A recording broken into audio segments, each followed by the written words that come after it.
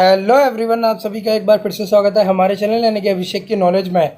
तो गाइस, जो final year के ओपन बुक एग्ज़ाम होने जा रहे हैं उनके लिए जो ओपन बुक एग्ज़ाम की गाइडलाइंस हैं, आपकी वो कंप्लीट गाइडलाइंस वो रिलीज़ कर दी गई हैं। यहाँ पे आप देख सकते हैं आज ही ये गाइडलाइंस आई हैं और इस पर गाइस मैं वीडियो भी आज ही बना रहा हूँ। लेकिन कल जो डेट शीट आई थी उस पर मैं वीडियो नहीं बना पाया और मैं हाल ही में इतनी वीडियो बना भी नहीं पा रहा हूँ, क्योंकि आप जानते हैं इसकी वजह मैंने टेलीग्राम चैनल पर बता रखी है।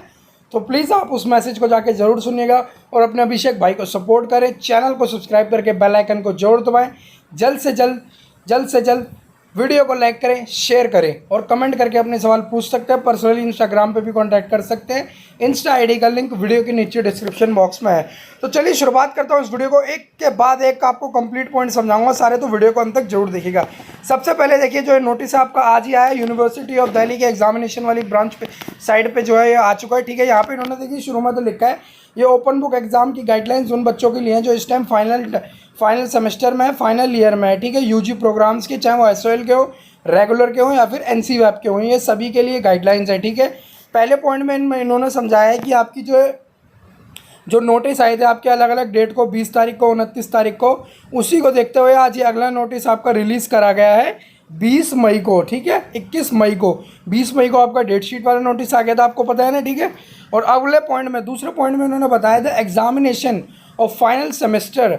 यहाँ पे उन्होंने बताया जो आपके एग्जामिनेशन है, वो जो आपके फाइनल ईयर के एग्ज़ाम है वो 7 जून से स्टार्ट हो रहे हैं और जो उसके लिए पूरा शेड्यूल है, चाहे वो एसओएल, रेगुलर और एनसीवैप वालों का हो, 20 मई को ही आ गया है। ठीक है, आप लोग जानते हैं जो उसकी डेट शीट है वो कल रिलीज़ कर दी गई थी। अब यहाँ पे इन्होंने बात की है एक्स स्टूडेंट्स के लिए। देखिए, जो भी एक्स स्टूडेंट को है उनको भी यही डेट शीट फॉलो करनी है, यही स्केड्यूल फॉलो करना है, उसी के हिसाब से उन्हें भी एग्ज़ाम में अपीयर होना है। The final year student who have backlog ER, यानी कि जिनकी बैक आ रखी है पहले से ही, मान लीजिए किसी सेकेंड ईयर में, या फिर यहाँ पे देखिए इन्होंने बताया in their previous semester year shall reappear for the same as per the schedule of examination along with the 6th semester third year examination. यानी कि मान लीजिए अगर आपकी किसी सेकेंड ईयर में बैक आ रखी थी तो आप उसका एग्ज़ाम भी अभी थर्ड ईयर के साथ दे सकते हैं, और अगर आपकी मान लीजिए 4th सेमेस्टर में बैक थी तो आप उसका एग्ज़ाम भी सीधे 6th सेमेस्टर में दे सकते हैं। ठीक है, तीसरा पॉइंट में इन्होंने सीखे में बताया था student who have passed out there. तो 2020 में जिन बच्चों ने पास आउट किया था उन बच्चों को भी एक चांस ये फिर से दे रहे हैं शेड्यूल के हिसाब से। अगर उनको लगता है उनके कम मार्क्स हैं तो वो भी एग्जाम में रीअपियर कर सकते हैं। ठीक है, the student who have pass out there final year examination in 2020 can only appear for ना improvement in their 6th semester third year examination as per the date sheet schedule and applicable rules in this regard। Improvement आप apply कर सकते हैं चाहे सारे पेपरों में आप चाहते हैं तो। ठीक है, the student who are in final year can appear for improvement in papers of 4th semester. और जो फाइनल ईयर में है, जो फाइनल ईयर के बच्चे हैं वो बस अपना इम्प्रूवमेंट अप्लाई कर सकते हैं, चाहे फाइनल ईयर में हो या फिर फाइनल सेमेस्टर में, 4th सेमेस्टर के लिए और सेकेंड ईयर के लिए। ठीक है, 5th पॉइंट में इन्होंने सीखे में बताया था student who are in final year, जो भी बच्चे अभी फाइनल ईयर में है, can appear for improvement in 2 paper. वो 2 पेपरों में इम्प्रूवमेंट अप्लाई कर सकते हैं। First year also as one time measure in view of कोविड-19। तो फर्स्ट ईयर का भी ऐसे ही आपका रहेगा शेड्यूल, ये कोविड-19 पेंडेमिक को देखते हुए ये फैसला लिया गया है। ठीक है, अब यहाँ पे एक पॉइंट है, देखिए, the student of terminal semester final year who are unable to appear in the OB examination phase 1-2 conducted by the university in August September 2020 respectively are given an opportunity to appear in semester annual examination June one time measure। मतलब यहाँ पे देखिए जो भी बच्चे 2020 में आपके अगस्त और सितंबर जो फर्स्ट और सेकंड फेज में ओपन बुक एग्ज़ाम हुए थे, जब वो बच्चे थर्ड ईयर में थे, अगर उनमें से किसी भी बच्चे ने एग्ज़ाम में अपीयर नहीं हो पाया तो इस साल वो एग्ज़ाम में अपीयर हो सकता है। ठीक है, वो जो मैंने ऊपर आपको पॉइंट बताया था वो ये वाला पॉइंट है, सॉरी उसके लिए माफ़ी चाहता हूँ। अब एडमिट कार्ड का यहाँ पे पॉइंट आ रखा है, the admit card shall be available on the university website before the commencement of exam. आपके जो एडमिट कार्ड है वो एग्जामिनेशन के आपके स्टार्ट होने से पहले, जो आपके एग्ज़ाम है उससे पहले आपके आ जाएंगे। द स्टूडेंट शेल डाउनलोड, जो आप अपने एडमिट कार्ड है वो आप डाउनलोड कर सकते हैं अपनी। ठीक है, स्टूडेंट अपने लॉगिन डैशबोर्ड से। ठीक है, student must ensure that the information printed, और जो आपके एडमिट कार्ड पे इन्फॉर्मेशन होगी वो आप देख लीजिएगा, लाइक इनरोलमेंट नंबर, नाम, जो भी आपका, उसमें कोई भी मिस्टेक नहीं होनी चाहिए, वरना इन फ्यूचर आपको दिक्कत आ सकती है। ठीक है, 6ठे पॉइंट में इन्होंने बताया the student should remain in contact with their college institute and visit university college institute website regularly. The college institute में यूज़ ऑफिशियल ईमेल और अपने जो स्टूडेंट्स हैं उनको टच में रहना है अपने कॉलेज, अपने डिपार्टमेंट के, अपने इंस्टीट्यूट के, ताकि जो उनको रिलेटेड इन्फॉर्मेशन है ओपन बुक एग्जाम्स की सारी मिलती रहे। Each college institute shall upload the mobile numbers, और जो ये एसओएल वालों के लिए हो जाता है, खैर ये पॉइंट तो जो नोडाल ऑफिसर्स के नंबर है एग्ज़ाम से लगभग एक हफ्ते पहले वो रिलीज़ कर दिए जाते हैं, ठीक है। अब यहाँ पे देखिए आपको जो अब आपके जब एग्ज़ाम स्टार्ट होंगे आपको फ्रंट शीट पे क्या लिखना है। On the first page student right for following details, ठीक है। अब आपको उन डिटेल वो हैं क्या वो देख लीजिए। इसके अलावा और देखिए अगर आपने मान लीजिए यहाँ पे इन्होंने लिखा है providing other personal information like email ID, mobile number and name of the college will be treated as a unfair, action will be taken as per the university rules. और अगर आपने देखिए फ्रंट शीट में इन्होंने पहले तो शुरू में ये एक चीज़ क्लियर कर दिया, अगर आपने अपना नाम, ईमेल आईडी और कॉलेज का नाम लिखा है तो ये एक अनफेयर थिंग के रूप में यूज़ की माना जाएगा और इसके खिलाफ फिर आपके खिलाफ भी एक एक्शन उठाया जाएगा। और जो आपको लिखना है वो देख लीजिए क्या क्या लिखना है। Date and time of examination, यहाँ पे फॉर्मेट भी इन्होंने बता रखा है। Examination roll number, name of the program, final year या फिर सेमेस्टर, यूनिक पेपर कोड जो आपको क्वेश्चन पेपर पे मिल जाता है या फिर आपको एडमिट कार्ड पे भी मिल जाता है, और टाइटल ऑफ द पेपर। इन चीज़ों के अलावा आपको कुछ भी नहीं लिखना है, ठीक है। अब यहाँ पे इन्होंने बताया जो आपको एग्जामिनेशन की ड्यूरेशन होगी वो 4 घंटे होगी। 3 घंटे आपको लिखने के लिए दिए जाएंगे और 1 घंटा आपको आंसर क्वेश्चन पेपर को डाउनलोड और आंसर शीट्स को अपलोड करने के लिए दिया जाएगा, ठीक है।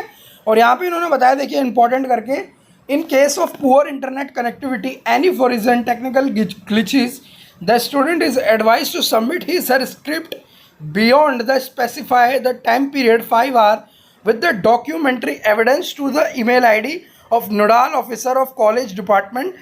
The maximum time limit for delayed is 30 minutes. तो यहाँ पे देखिए अगर मान लीजिए आपके एरिया में कोई टेक्निकल ग्लिचेस आ जाता है, जैसे कोई इंटरनेट कनेक्टिविटी, आपका पोर्टल नहीं खुलना है, एक आपको डॉक्यूमेंट्री एविडेंस लगाना होगा। और ये डॉक्यूमेंट्री एविडेंस क्या होता है, अगर मान लीजिए आपके स्टूडेंट डैशबोर्ड में दिक्कत आ रही है तो आप क्या कर सकते हैं, उसका स्क्रीनशॉट ले सकते हैं। इंटरनेट की प्रॉब्लम है फिर आपको थोड़ा सा कुछ अपना अरेंजमेंट करना पड़ेगा। इसके अलावा अगर आपके कोई डैशबोर्ड में प्रॉब्लम आए तो आप उसका स्क्रीनशॉट एक जरूर लेके रखिएगा। फिर आप 5 घंटे अपना पेपर लिख सकते हैं। और जो आपको फिर जो अपना पेपर है वो ईमेल आईडी पे अपलोड करना होगा, नोडाल ऑफिसर्स की जो आती हैं, ठीक है। और अपना डॉक्यूमेंट्री एविडेंस के साथ वो आपको अपलोड करनी होगी। अब 10वां पॉइंट में इन्होंने लिखा है student must submit undertaking of not using any unfair. या आपको पता है जब आप क्वेश्चन पेपर डाउनलोड करने जाते हैं उससे पहले आप एक अनफेयर का बटन दबाते हैं, ठीक है, कि आप किसी भी प्रकार की मतलब किसी भी चीज़ का यूज़ नहीं करेंगे एग्जाम के अंदर। 11वें पॉइंट में इन्होंने बताया student should appear in the examination as per the option filled examination form और फिजिकल मोड और रिमोट मोड, ठीक है। तो यहाँ पे तो लगभग सभी ऑनलाइन ही मोड से अप्लाई करने वाले हैं, अब होने जा रहा है ऑनलाइन मोड ही लगभग सारे बच्चे देंगे, ठीक है। तो ये पॉइंट मेरे को ज़्यादा समझाने की ज़रूरत नहीं है। अब देखिए instructions for the student opting the remote mode, और यहाँ पे देखिए ये सारी चीज़ें ना लगभग सेम रहती हैं, लगभग मैं इसमें जो डिफरेंस है वो बता देता हूँ आपको। मान लीजिए जिन स्टूडेंट्स ने देखिए आपका ऑनलाइन मोड चुना वो बच्चे देखिए फिर ऑफलाइन मोड नहीं चुन सकते एग्ज़ाम के लिए, ठीक है। मान लीजिए बाद में आपका मन करा कि मेरे को तो भाई सेंटर पे जाके एग्ज़ाम देना है, फिर ऐसा नहीं हो सकता। लेकिन अगर जिन बच्चों ने ऑफलाइन मोड चूज़ कर रखा होगा उनका मन करता है कि नहीं यार मेरे को तो घर से एग्ज़ाम देना है, तो वो बिना किसी फॉर्म या फिर बिना किसी दिक्कत के घर पे बैठ के भी एग्ज़ाम दे सकते हैं, ठीक है। बाकी पीडीएफ फाइल का साइज़ आपका 7 MB से ज़्यादा का नहीं होना चाहिए। इन बातों का ध्यान रखिएगा। अगर आप सेंटर पे जाते हैं तो शीट आपको अपनी खुद की ले जानी होगी, बस आपको वो कंप्यूटर वगैरह ही प्रोवाइड करवाएंगे, ठीक है। इन बातों का आप ध्यान रखिएगा। और यहाँ पे उन्होंने बताया 12वें पॉइंट में देखिए please follow the steps for submission of answer script as mention in the OBE portal. यानी जो आपको अपनी आंसर शीट है वो कैसे अपलोड करनी है उसकी जो डिटेल गाइडलाइन है वो इन पोर्टलों पे दे रखी है। मैंने आपको कई बार दिखाया तो इसको बार बार बताने की कोई ज़रूरत नहीं है। अब यहाँ पे ये चीज़ सुन लीजिए, नोट आखिर में देखिए the access view of question paper on the OBE portal shall be made as available as per the respective date sheet notified by the examination branch. जो आपके पोर्टल पे जो आपका शेड्यूल है वो एग्जामिनेशन की ब्रांच के मुताबिक ही जो डेट शीट आई है आपका उसी के मुताबिक ही चलेगा। अब यहाँ पे नीचे कुछ पॉइंट्स हैं वो पढ़ लेते हैं। The notification available on the official website of university of Delhi only be considerate. यानी जो ऑफिशियल नोटिफिकेशन आता है यूनिवर्सिटी ऑफ दिल्ली की वेबसाइट पे बस वही मान्य है। The above guidelines are valid only for 6th semester 3rd year students. जो एक गाइडलाइंस है आपकी 6ठे सेमेस्टर और 3rd ईयर वाले बच्चों के लिए मान्य है, और चाहे वो एसओएल को या फिर एनसीवैप के भी हों, ठीक है। Further all concern are hereby to visit the official website of University of Delhi आपको अगर और भी कोई जानकारी चाहिए तो आप वेबसाइट पे विजिट कर सकते हैं। Student of intermediate semester 4th regular NC-WEB will be promoted AB mode as per the approved measures using during August September 2020 examination. आपको पता है जो आपके असाइनमेंट हुए थे उसी के हिसाब से जो 4th सेमेस्टर के स्टूडेंट्स हैं SOL के हों या फिर NC-WEB के, उनको इसी तरह से ही आगे इस बार भी असाइनमेंट मोड पे ही क्लियर करना होगा, ठीक है।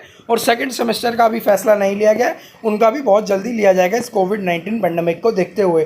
तो ये थी आपकी complete detail guideline, date sheet आ चुकी है, उसको आप देख लीजिएगा।